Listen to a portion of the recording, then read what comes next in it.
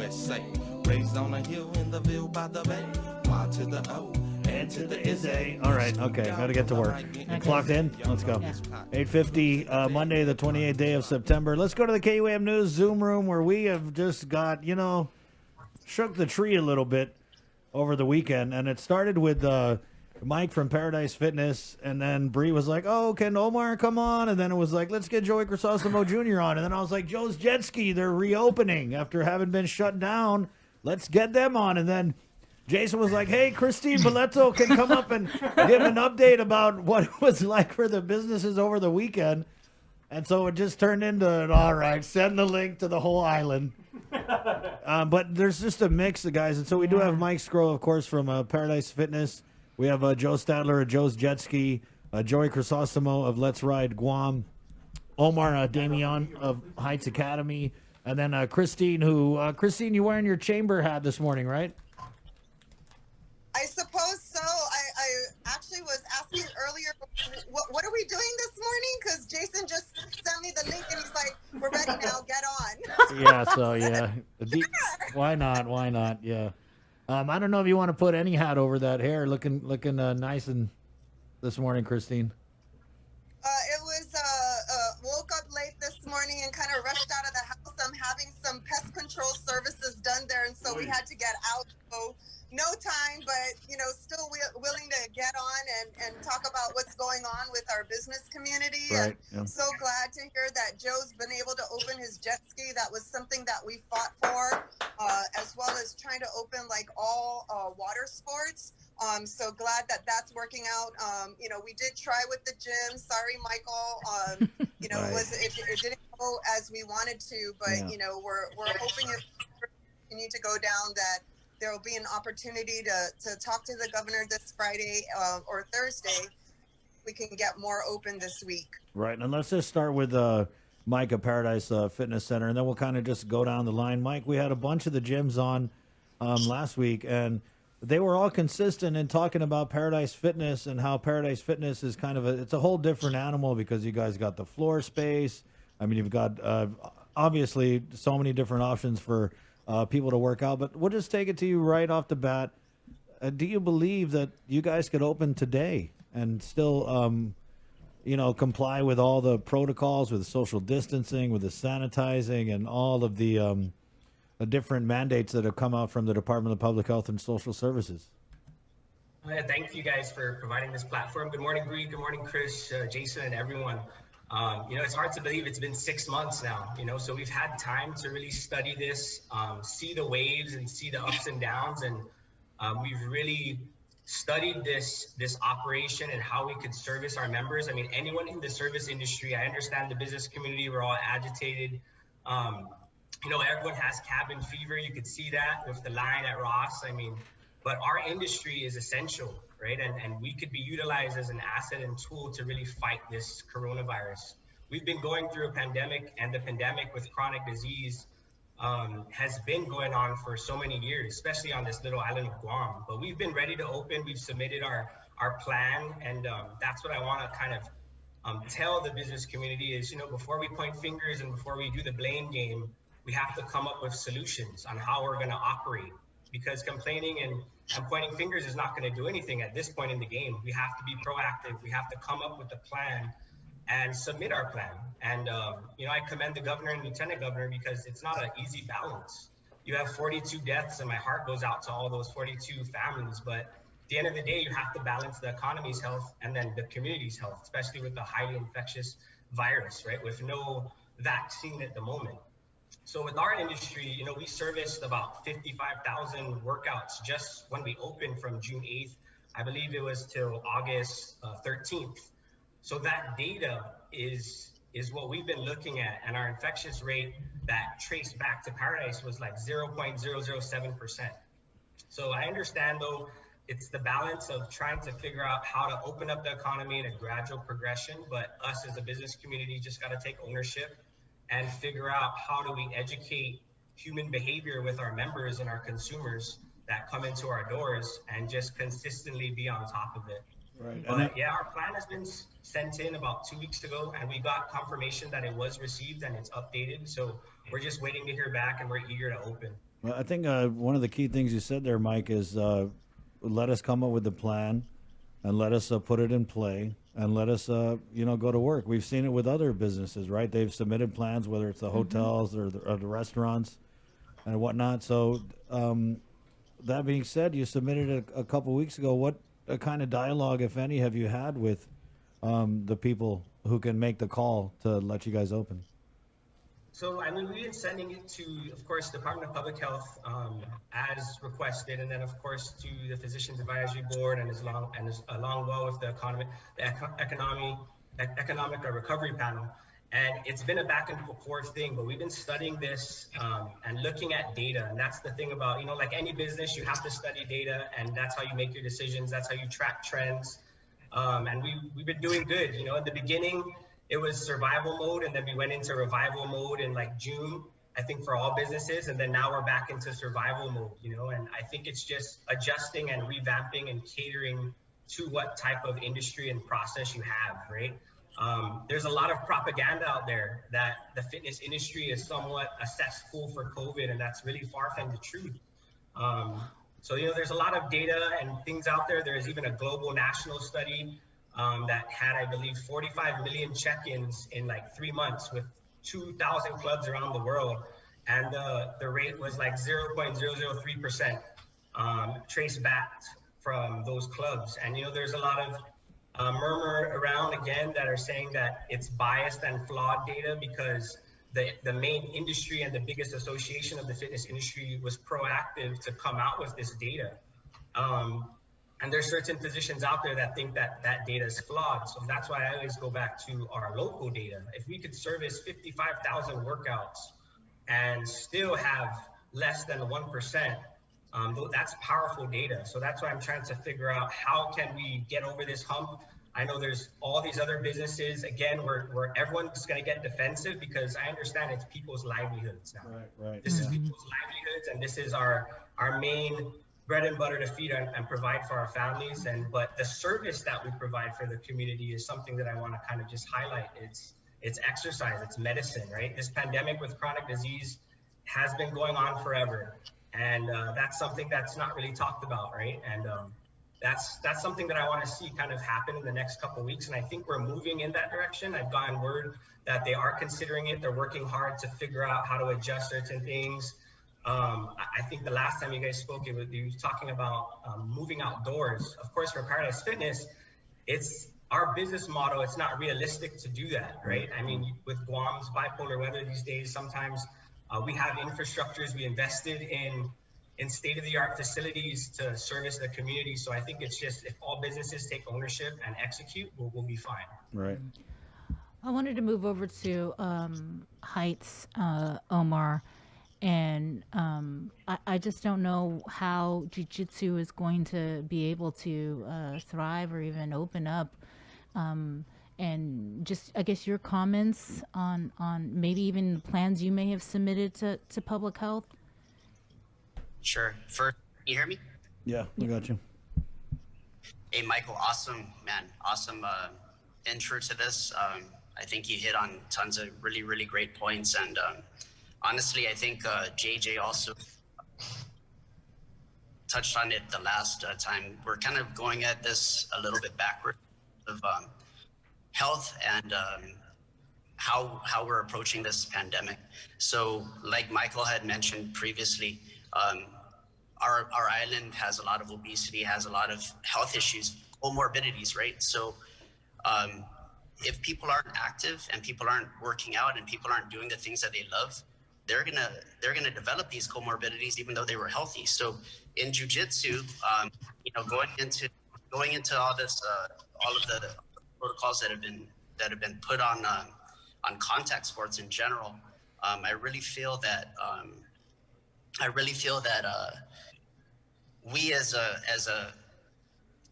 world aren't seeing it correctly, regarding to, because jiu-jitsu, it's hard to explain to anybody about, oh, you're grabbing somebody, you're on the ground, you're up close and personal. It doesn't get any more personal than that, you know what I mean? So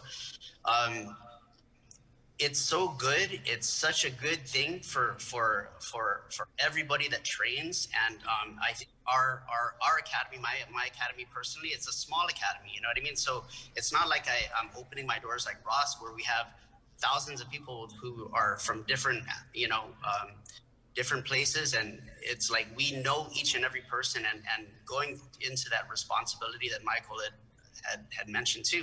We're responsible business owners. I don't want to be the person that's going to be spreading this to anybody. And I feel like all of our members, and I deal with a lot of children, the parents have to trust me and trust in our academy that we do the right thing, and we do. We've done what we can. And people just need to understand that when you train jiu-jitsu, you're training and you're putting yourself at you're stressing yourself. Your body is really running at a high rate. Your adrenaline is pumping, your heart is pumping, you're working out hard. And that at that specific moment in time, you're at your strongest point.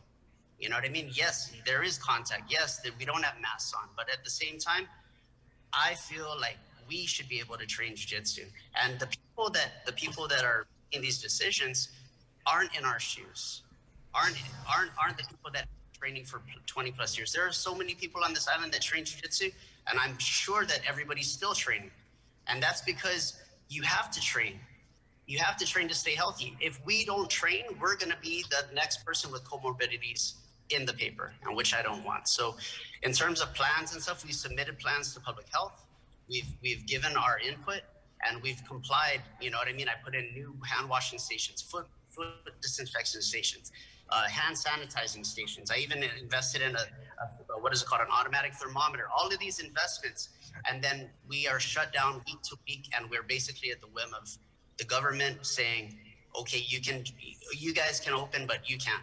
So I feel like everybody, you should just open businesses and allow people to make their own decisions in terms of how they're going to manage their lives and what is essential and what's going to make you happy and healthy. And I'm sorry for going off on a little tangent there, but at the same time, it's been pent up months, and it's frustrating. Appreciate the opportunity to speak. Of Thanks course. so much. Let's take it over to, we'll go with Joe of Joe's Jet Ski, and then we got Joey Crisosimo Jr. of Let's Ride Guam. Two businesses that are basically outside all the time. Joe, I know you guys have got the green light to open individual water sports, but I saw on your Instagram you're planning on opening October 4th. What has it been like to be shut down during this pandemic? Because I feel like for someone like you, we've got the pandemic and we've got our local government telling you when you can and can't open and when you're shut down and when you're not. But then we've also got this tourism pandemic, right? Where you're a small business who, I mean, you get a lot of that income from the tourists, which are non-existent. And when that happens, you turn to the local market. But you weren't able to do that because we're all locked down. So I guess we'll just take it over to you, Joe, of Joe's Jet Ski. What's your take on that?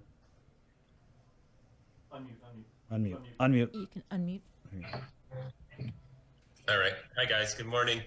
Yeah, I mean, I guess I could kind of touch on some of the things that Omar and Mike had discussed about. Let us decide if people want to go out and put their lives at risk. I mean, we do it every day. We get in the car. We kind of know the calculated risks of being out in the open.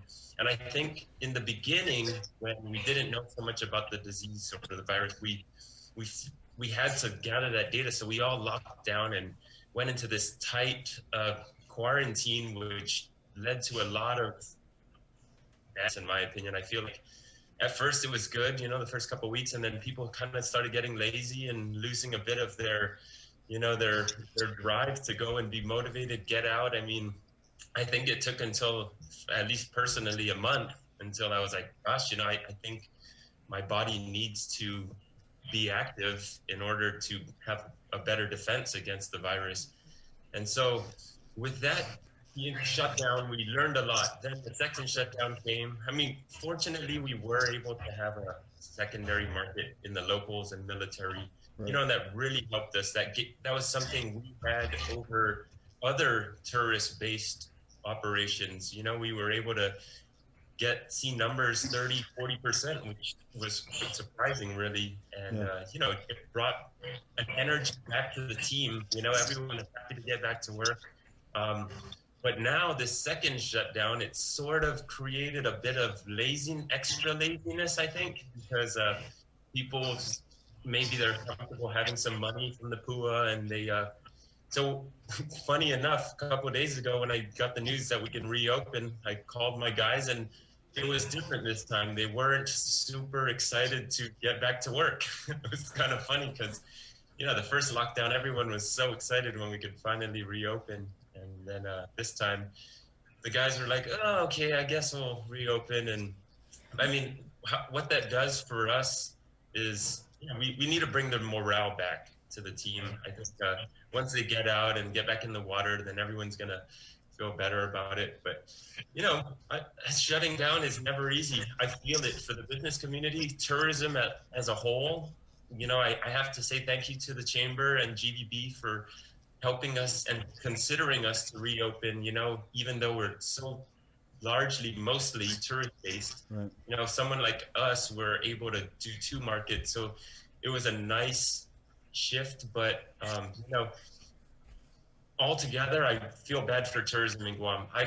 We're a little bit lucky being insulated, having a local market for our type of activity, but gosh, the other guys in tourism, I really hope that there's going to be some kind of support for them. I don't know where it would come from, but right now we're all weathering bills that we have to pay whether or not we're open and generating revenues. We've signed contracts on advertising. So really we need to generate money for ourselves. And overall, if we didn't have this secondary market, we'd be borrowing money right now. Or shut down. Right. Bills. That's just a domino effect. Our landlord has to pay bills too, so we got to pay them. We've been fortunate that some advertisers have forgiven or reduced advertising obligations for us, which is really nice. And overall in Guam, it's a small business community. We eventually will return the favor back. But for now, this is just this weird, strange regrouping that we're going to have to go to. Everyone's sharing hours. We're not laying anyone off. We're just kind of sharing hours what we can. The skis do need maintenance. If you let them sit, they go bad. So, and lock up. So, I mean, that's our personal experience. Right. Joey, let's go over to Joey Crisosimo Jr. Let's Ride Guam. Now, this is where you guys kind of go around in the little, I just call them ATVs. Yeah. Or the little cart things. Right. Obviously, I'm terrible. I've gone with Let's Ride Guam a couple times. We're not up with the terminology, Joey, but this is an outdoor business where you ride around. You guys kind of go up, definitely off the beaten path. Yeah. Have you guys submitted a plan, and do you believe that you guys would be able to operate under the PCOR 1 with following all the mandates and all that? Wait, are you guys opening? Good morning, everyone. Morning. Yeah, thanks, Joe, Mike, and Omar for sharing your thoughts and a lot of the plans and protocols. Let's Ride Guam is, similar to Joe's jet ski. We do have a secondary market that we can definitely take advantage of with the locals. Going outside, I think, is the most important medicine, and also to counteract this virus. Going outside and just enjoying nature is one of the best things you can do right now, instead of staying in the house. One of the things is just mainly following the protocols, disinfecting. Let's Ride Guam. We don't let our customers touch our helmets. Our employees will disinfect each and every helmet. We've done a lot of different things like that, but I truly believe we're able to open PCOR 1 with just some minor changes. We definitely will limit some of the big groups. So if we had a military group, we would just limit the amount, and then also stagger our rides. That way, there's not as much interaction out there. But again, you're out in the open, you're out in the mountains, and there's really not much contact. You're going to be out there. So I definitely think Let's Ride Guam can be out there and just provide a service for the locals and military while everyone's going through this hard times. So are you guys able to open, Joey, or no? You know what? Right now, with group tours, I believe if Joe's Jet Ski is able to open, I believe we are able to open. Right. And so we can do some private tours, but usually the last communication we did have was we had to wait till after P-Core 2.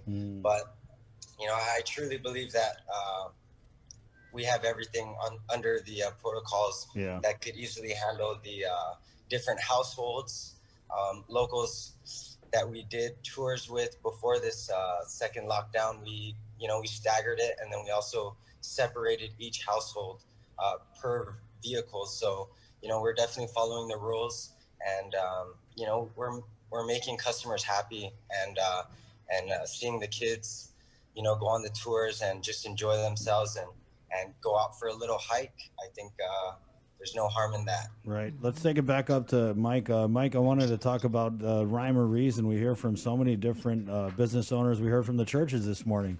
Non-essential. Churches are non-essential. What do you make of this idea? I was talking with a friend of mine over the weekend that we've done so much to reopen the restaurants, for example. And I'm just casting a wide net here. We've, you know, put out all these different ways that they can operate. And so the message is go out and stuff your face, you know, eat out, do whatever, but we can't go work it out. You know what I mean? So I wanted to ask, Mike, what are your members saying? Because you guys have a large membership. I mean, I know you got the deal with Gov Guam and stuff. What are some of the things the members are saying to you guys? Which is, I'm pretty sure, is like, we need to work out, dude. I mean. That's a good point. You know, we service a large demographic of Guam, Gov Guam as well. And, you know, this was the first year that we had an open enrollment online, right? And that was a very interesting process, you know, utilizing our website and things like that. But exercise is essential. It breaks my heart. And that's one of the things, you know, I miss my team and I miss my members, and being in the service industry and seeing how crucial our service is for these people's lives. You know, you talk about physical health, but now you're talking about mental health.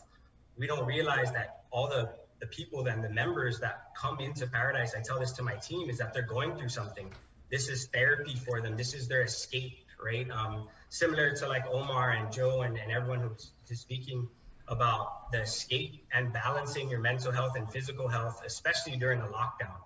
Right. I mean, this month, I believe, is a suicide awareness month. Right. So, I mean, our members, it breaks my heart. They're emailing us and messaging us when the last, I guess, directive came out. They thought non-contact sports meant that Paradise was open. So I had to put out a letter because people thought Paradise was going to open on Saturday because we're non-contact sports. But I was like, it just shows that our community of members rely on our services and all the other various services and businesses on island. You know? Paradise has been servicing Guam for, I believe, 25 to 26 years now. And it's an outlet and vessel for people who are going through stress and who are battling chronic disease. And, you know, they have fitness goals. And it breaks my heart, you know, but it's a balance and it's a gradual progression. I understand it is a highly infectious virus. So I understand what the governor and lieutenant governor have to go through the right protocols, and they have to speak to the physicians advisory board. But the fact is that exercise is essential, and it could be an asset to fight off this virus. You know, if our demographic and our population is healthy, then the less comorbidities we're going to have, you know, and that's how I look at it. You know, I mean, restaurants and other businesses, I want everyone to open, right? This is, again, from a business standpoint and the economic health of everyone, I want every business to open. But again, take ownership, take responsibility. Study your industry, not just on what's happening on Guam, but what's happening overseas in Asia and in other areas around the world, and figure out how do you localize that to your process and your industry. And I think everyone has done a good job. You know, it's just telling the community it's human behavior. We're all creatures of habit, right? So we have to make sure we practice good habits. Wash your hands if you're stay home. Wear a mask, watch your distance. And I think that's just the basics that everyone has to keep drilling into the community. And it's hard, right? Our culture, we like to gather with our friends and family and barbecue and hang out with your friends. So I think that's the biggest thing for people on Guam to adjust. Right on. Christine, you're part of the Economic Advisory Group panel. Is the local data? Does the local data show that fitness centers, jiu-jitsu academies,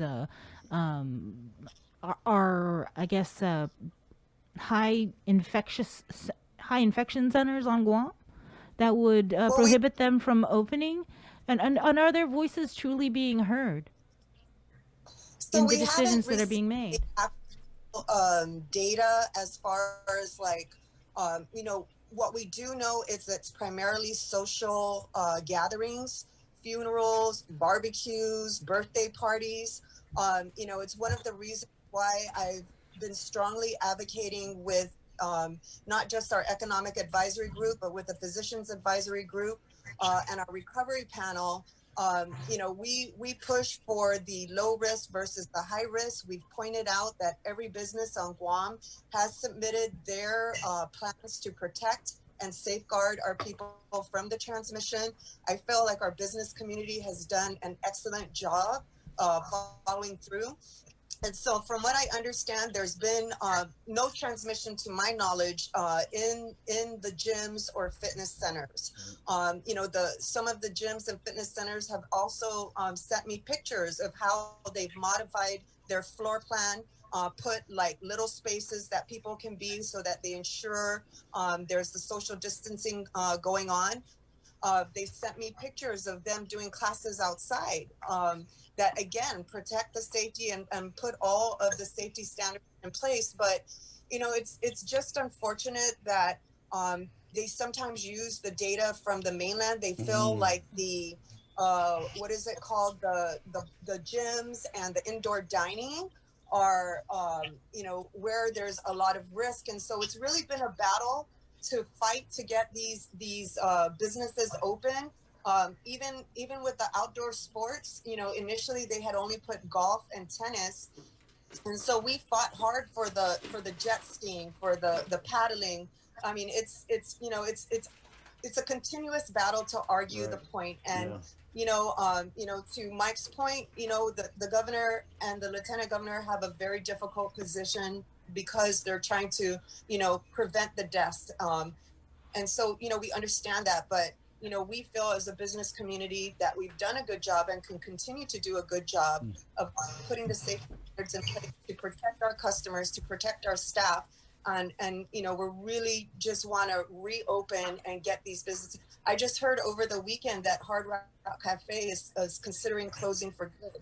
It's like every day, every week, get more and more businesses that are closing for good. And I'm sad to hear with Joe's employees that they're not excited to go back to work, because I think it's going to be come January when the pool runs out. You're going to need to look for any job you can find and be grateful to have that job, because it's really bleak out there. Yeah, I'm sad to say. Well, Christine, I mean, I know you've been working. You haven't always been the governor's querida, but I know that you've rubbed some feathers the wrong way. But I feel like you got a win in this. I mean, you were able to rally and get some businesses open during PCOR 1, of all things. Right? So, and just on the gyms, the jiu-jitsu, I know you said the conversation's ongoing, and I love Mike's positive kind of take on this, and also realizing that, there's this whole public health argument. But I think when we go back to the data and the fact that this isn't March anymore, right? We've all evolved. We've all found ways to do the things that we need to do. And I think that, we need to trust these guys, because I'm pretty sure at these barbecues, these funerals, nobody was doing a temperature check. Yeah. Nobody was squirting hand sanitizer in people's hands. I mean, there were no hand washing station at the barbecue or the. And these businesses are highly regulated, and I want to say they've invested their own money to comply with all these public health orders, like you said, from the sanitizing, the putting the sink outside, all of that. Right. Yeah. So it's and like that we've pointed out is, we've been in lockdown for 4 weeks, and the numbers are not going down the way that they should. So 6 weeks. if it's 6 weeks. And I honestly don't know how we can solve that situation. And I leave it to public health and the governor to figure it out. But 4 weeks of our businesses being closed and those numbers are not going down the way they should. Right. We've not solved the problem. We've got to figure out a better way, to address what's going on. And really it's in the social circle. So get the businesses open, give people something to do. The businesses are regulating, they're taking the temperature checks, they're ensuring that safety protocols are there, that they would not otherwise do while they were home. And so, you know, we're really hoping, like I said, this week we'll get some more open, and you know, we'll get to a point where all our businesses can operate, so that, you know, I feel not only with the health, which is, I think, an important thing, but for people to do activities for people to do safely. Because at home, it's obviously not a safe environment if we're all stuck in home and passing it among each other. Right. So I think if people can go to Ross and wait in line, then I don't see, you know. I think if people can go get their face tattooed, that they should be able to go do the stare thing at Paradise. I mean, it's just kind of Stare thing. I mean, yeah. Did you ever try that stare thing? I don't know what it's called. The dreadful Mike. stare It just, thing. It sucks though. but- I did the stare thing, and I was with BJ Penn, and my gum fell out. That was the ultimate embarrassment. Anyway. Yeah, I mean, let's give these guys a little bit of credit here. You know, we're not talking to idiots. Obviously, like they said, they don't want to be the one to spread the virus. They want to do what they can do, and I think it can be done. I think they can do 25% capacity or 6 feet, whatever workout area that they go in and sanitize after. I mean, really, guys, it's not. I don't want to say it's not easy, but it's not that hard, especially when we see so many other types of businesses across the board that. I mean, it just doesn't make sense that we can go get the dog can go get a mohawk or dreadlocks and a face tattoo, but you can't go work out. I don't know. And I want to thank you guys for joining us, Mike. Way to stay positive, Joe. Good luck. I want to just do a whole round robin since just in the event, you know, maybe the governor's listening, or lieutenant governor, or the economic panel of advisors, with the exception of Christine. Your message. Your final message, and we'll start with Joey from Let's Ride Guam.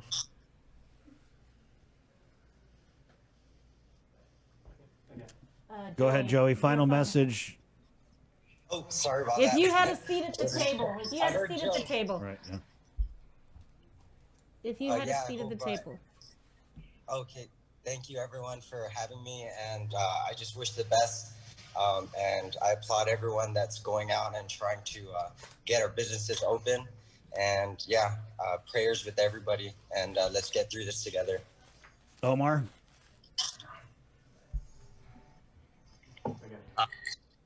Again for the opportunity. Final message is, man, for all of our leaders, including priests, man, open the churches, get the churches back open, and let's all start to really pray and really focus on what's right and what's good. And I feel like with that, we'll be blessed, and you know, we'll get through this together. So much prayer, please pray. He's got the rosary beat. Joe, go ahead, Joe.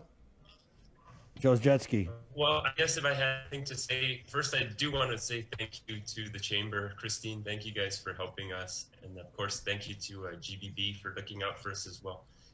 You know, let's get open, let's get active, and let's spur the economy. You know, the government needs money, so let's earn money. We have the ability to earn money. Let's get out there and earn it, and at the same time protect our families. You know, keep anyone high risk safe.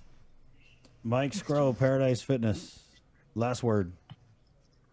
Thank you, Chris and Bree, Jason, and the KUAM team for providing this platform and this link to voice our concerns. You know, and my heart goes out to all the leaders. I pray for all the businesses. We're all in this together.